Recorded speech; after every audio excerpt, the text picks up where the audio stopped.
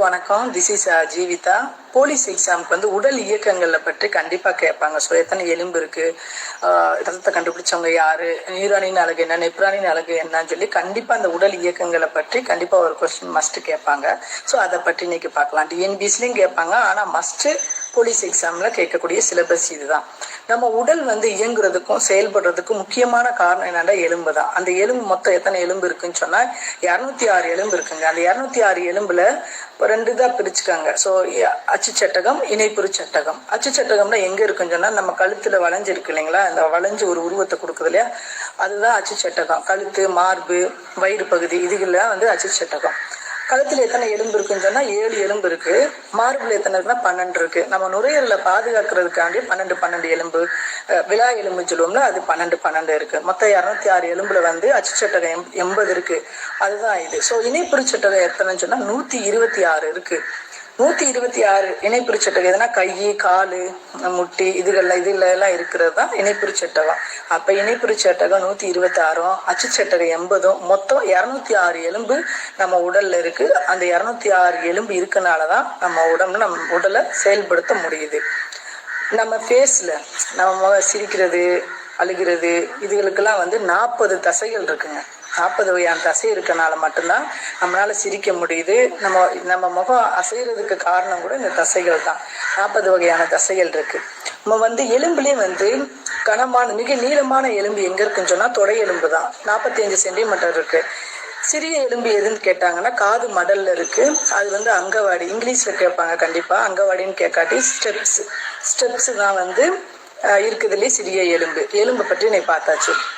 Next வந்து கண்ணுங்க, ice. இந்த கண் என்ன பண்ணுதுன்னு சொன்னா, இந்த கண்ணை கண்ட்ரோல் பண்றது எதுன்னு சொன்னா நடுமூளை. இந்த நடுமூளை தான் வந்து கண்ணை கண்ட்ரோல் பண்ணுது. உள்ள வந்து கண்ணுக்குள்ள உள்ள அடுக்கு இருக்கு இல்லைங்களா, அந்த உள்ள அடுக்கு வந்து கூம்பு செல்கள் எல்லாம் உற்பத்தி பண்ணுது. அந்த கூம்பு செல்கள் எல்லாம் உற்பத்தி பண்றதுனால மட்டும்தான் நம்மளால நிறத்துகள் எல்லாம் பார்க்க முடியுது. அதனால கண்ணு வந்து ரொம்ப இம்பார்ட்டன்ட். அதை வந்து இயக்குறது எதுன்னு சொன்னா நடுமூளை. பிரெயின் வந்து மொத்தம் வந்து மூணு வகையா பிரிச்சிருக்காங்க பிரெயினை. ஒண்ணு வந்து முன்மூளை, நடுமூளை, பின்மூளைன்னு சொல்லி. அந்த முன்னாடி இருக்க மூளையில என்னென்ன இருக்குன்னு சொன்னா பெருமூளை இருக்கு, தலாமஸ் இருக்கு, ஹைப்போதலாமஸ் இருக்கு. பெருமூளை வந்து நம்ம பிரெயின்ல வந்து 3ல் 2 மடங்கு வந்து பெருமூளை தான். 3ல் 2 மடங்கு பெருமூளை. அதுல வந்து தலாமஸ் என்ன பண்ணுதுன்னு சொன்னா உணர்ச்சி எல்லாம் கண்ட்ரோல் பண்றதுக்கு தலாமஸ். ஹைப்போதலாமஸ் எதுக்கு பயன்படுத்துதுன்னு சொன்னா நம்ம கோபத்தை கண்ட்ரோல் பண்றதுக்கு, பயம், கோபம் இதெல்லாம் இயக்குறது எதுன்னா ஹைப்போதலாமஸ். முன்னாடி இருக்க மூளையோட வேலை இதுதான். நடுமூளையோட வேலை என்னன்னு சொன்னா நம்ம கண் பார்வையை வந்து கண்ட்ரோல் பண்றதா நடுமூளை. கண் பார்வை இயக்குறது தான் நடுமூளையோடைய வேலை. பின்மூளை தான் ரொம்ப இம்பார்ட்டன்ட். நம்ம ஓடுறது, நடக்கிறது எல்லாமே வந்து பின்மூளையில தான் சிறுமூளை இருக்கு. அந்த சிறுமூளையிலேயே பின்மூளைன்னு சொல்றோம் இல்லையா, பின்மூளையில சிறுமூளை, பான்சு இதுல முகுலம் பின்னாடி இருக்கு. அந்த சிறுமூளை என்ன பண்றதுன்னா நம்ம ஆடுறோம், ஓடுறோம், நடக்கிறோம், ஆடுறதுல நடக்கிறது, ஓடுறது எல்லாத்துக்குமே சிறுமூளை தான் நமக்கு செயல்படுது. ஸோ இப்போ வந்து ட்ரிங்க் பண்ணாங்கன்னா கூட அப்படியே தலைமாடுவாங்க, காலெல்லாம் நடக்க முடியாது. ஏன்னா சிறுமூளை தான் அங்கே போய் பாதிக்கும். அதனாலதான் வந்து சிறுமூளையோட இயக்கங்கள் என்னன்னா நடக்கிறது, ஓடுறது இதெல்லாம். பான்ஸ் என்ன பண்ணுதுன்னு சொன்னா இங்க முன்னாடி இருக்க பெரிய மூளைக்கும் பெருமூளைக்கும் சிறுமூளைக்கும் கனெக்ஷன், செய்திகளை பரிமாற்றம் பண்ற வேலை என்னன்னா பான்ஸோட வேலை தான். முகுடத்தோட வேலை என்ன சொன்னா மூச்சு விடுறோம் இல்லையா, இழுத்து மூச்சு விடுறது. நெக்ஸ்ட் வந்து நம்ம இதய குழாயி, இதயத்துக்கு போற ரத்த ஓட்டம் இதுகள்லாம் கண்ட்ரோல் பண்றது என்னன்னா முகுலம் தான், பின்னாடி இருக்க முகுலம். அப்ப பிரெயின் வந்து 3 வகையா பிரிச்சிருக்காங்க. முன்னாடி இருக்க முன்மூளையில வந்து பெருமூளை இருக்கு, நடுமூளை இருக்கு, பின்மூளை இருக்கு. இதுதான் பிரெயினோடைய வேலை. நம்ம பற்கள்ங்க, நமக்கு வந்து 2 வகையா வந்து பற்களை பிரிச்சுக்கலாம். 1 வயசுல இருந்து 7-8 வயசு வரைக்கும் 20 பற்கள், அதாவது பால் பற்கள் தான் இருக்கும். நெக்ஸ்ட் நிலைத்த பற்களை தாண்டா 32 பற்கள் இருக்கும். இதுதான் பற்களுடைய வேலை. அப்படியே நேரா வாங்க ஹார்ட். இந்த ஹார்ட் எந்த வடிவத்துல, இதயம் எந்த வடிவத்துல இருக்குன்னு சொன்னா கூம்பு வடிவத்துல இருக்கும். ஓகேங்களா, கூம்பு வடிவத்துல இருக்கும். அங்க பெரிகார்டியம்ங்கிற 2 அறைகள் இருக்கு. அது என்ன பண்ணுதுன்னா கார்டியாக் தசைகள் எல்லாம் உருவாக்குறதுக்கு பயன்படுது. ஸோ அவங்க கேட்கிற கொஸ்டின் என்னன்னா இதயம் வந்து எந்த வடிவத்துல இருக்கும். இதை பார்த்தாச்சு. நரம்பு சொல்றேன். நரம்பு நம்ம வந்து நரம்பு செல்கள் எதுக்கு பயன்படுதுன்னு சொன்னா மோஸ்ட்லி வந்து நரம்பு வந்து தூண்டுறது, ஏதாவது தூண்டுதல் இதுக்கு தான் வந்து நரம்பு செல்கள் வந்து பயன்படுது. இது முக்கியமான கொஸ்டின்.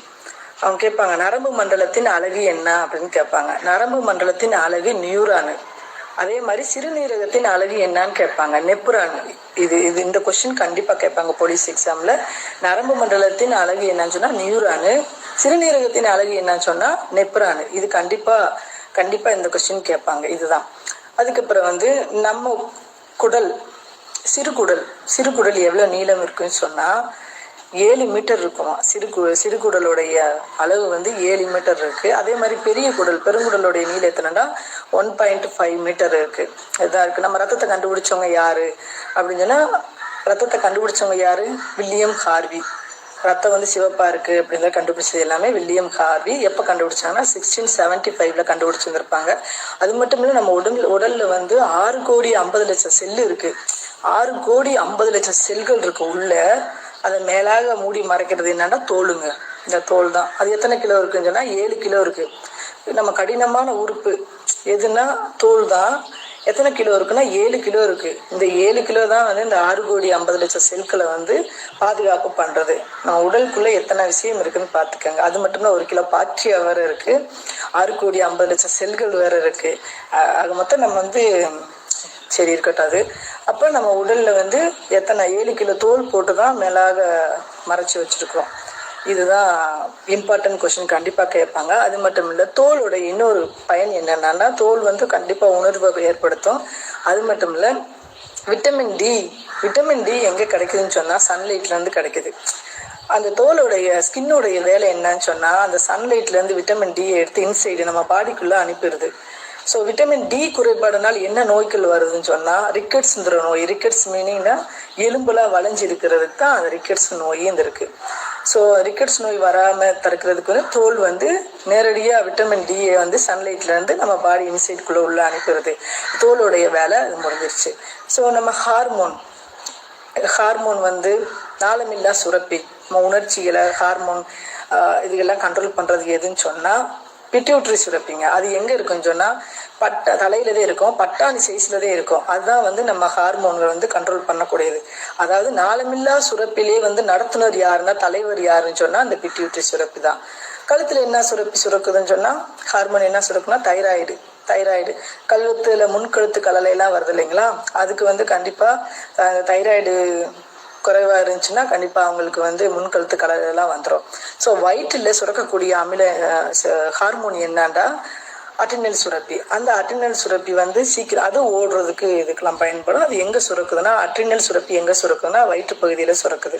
இதுதான் இம்பார்ட்டன்ட் கொஸ்டின், கண்டிப்பா இதுல இருந்து கேட்பாங்க. வேற விட்டுருக்க மாட்டா இல்ல. விட்டமின் ஏ குறைபாடுனால என்ன நோய் வரும் அப்படின்னு கேட்பாங்க. விட்டமின் ஏ குறைபாடுனால கண்ணுங்க, இந்த கண் பார்வை தான். அதுக்கு விட்டமின் ஏ குறைபாடு வராமல் இருக்கணும்னா நிறைய ஹோல் கிரெயின் சாப்பிடணும். ஸோ தானியங்கள்லாம் நிறைய சாப்பிடணும்.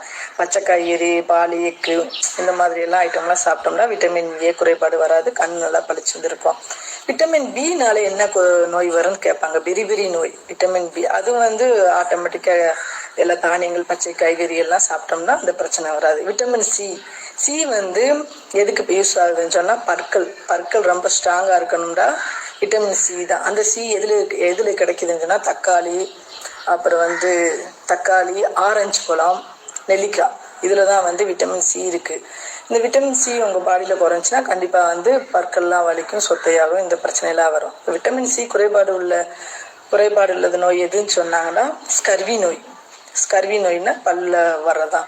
விட்டமின் இ குறைபாடுனால என்ன நோய் வரும்னு சொன்னா மலட்டுத்தன்மை.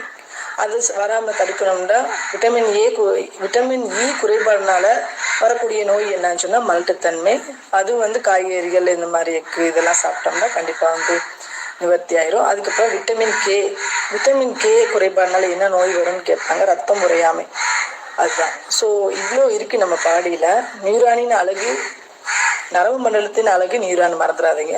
இதெல்லாம் கேட்பாங்க. ஸோ வேற விட்டுக்கமா என்னன்னு கேட்டா எலும்பி இருக்கிறதுலே வந்து இவ்வளவுதாங்க.